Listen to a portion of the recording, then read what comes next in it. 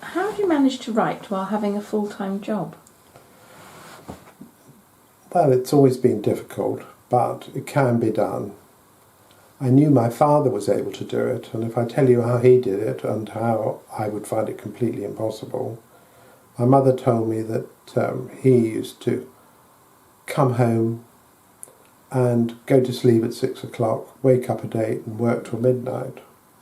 Now, he wrote non-fiction books. He was very successful, sold well over 1 million, but I decided to start writing around 2002. I went on an Arvon course, which is a very good course they have somewhere in Devon. I met a lot of like-minded people. Some of them have retired, some of them were writing already. I remember there was one of them who wrote pantomimes. And I wanted to write novels because I wanted something different from what I was doing day to day. And several of the people there have written novels since, but I don't think any of them actually combined them with a job. Mm-hmm. There is an advantage with my type of job, which is a lawyer, in that you do meet a lot of different type of person.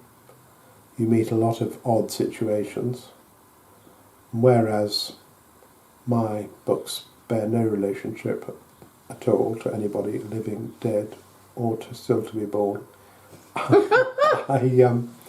They still give you ideas, and so no, it's a bit of a plus and a minus, really. Mm. And when did you start to seriously consider writing?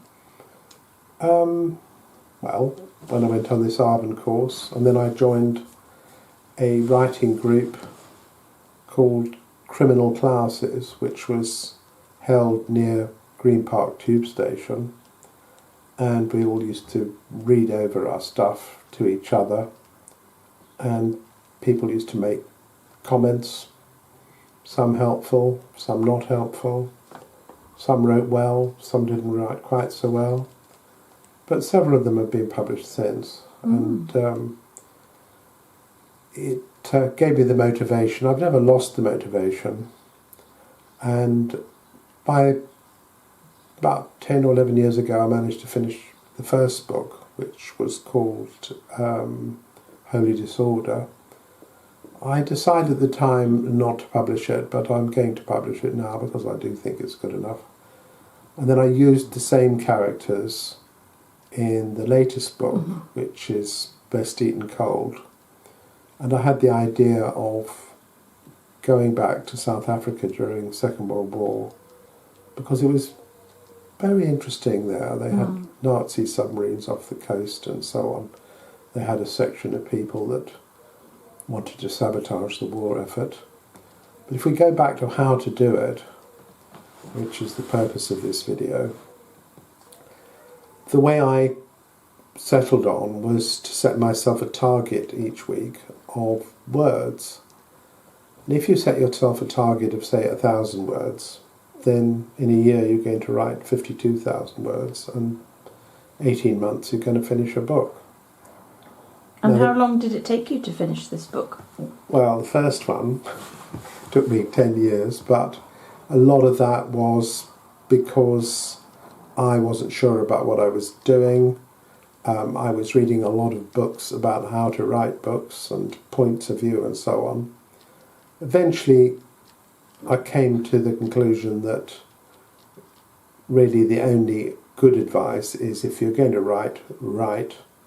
And I recall going to a lecture by the gentleman that wrote the Morse books, and he quoted a Latin tag which means in English, to begin is to be halfway through. I think that applies to anything. And even if when you're writing you think, oh, that's rubbish, you'll be surprised when you read it again of how some of it may be, but a lot of it may make sense. And I think you have to have the courage and belief in yourself. And how does your job interact with your writing now? Well, same as always. I'm quite disciplined about when I get down to writing, I write. And I'm quite disciplined about not doing any of my occupational work on the weekend, because that's the time for writing and other things that I have to do. But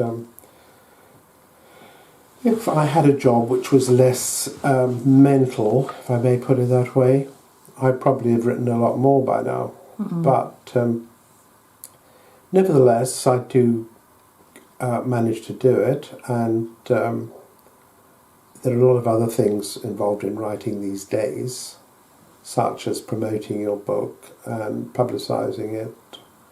So I've had to learn how to do that. But I think my advice is to anybody who has a job, still wants to write, is whatever you do, make the time, set it aside and do it.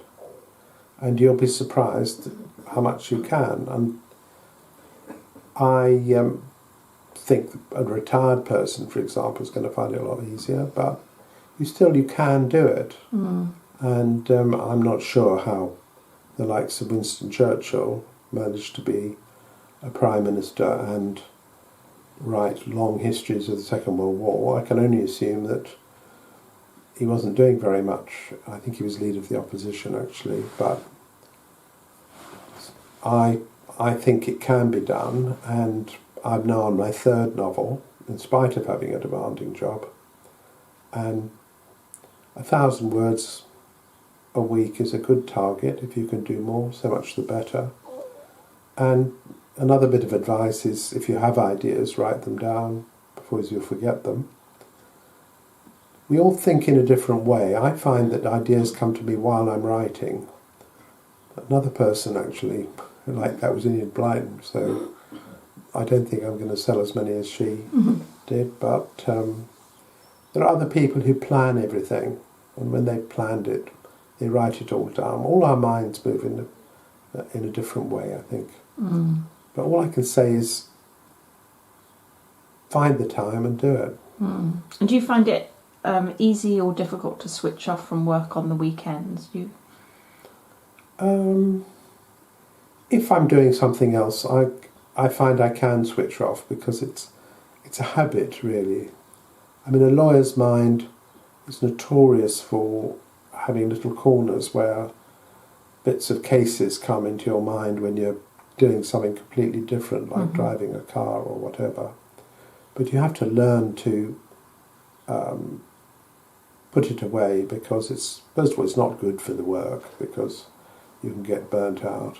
And if you want to do something else, do it. I mean, there are other hobbies people have, and mine is writing. And I'd like it to be full-time, but that'll only be when I stop doing the lawyer job. Oh, thank you ever so much. I think that will be very helpful for those that are currently trying to write, and also who have a full-time job. I think that should be very helpful. Thank you. Because you've actually done it. Thank you.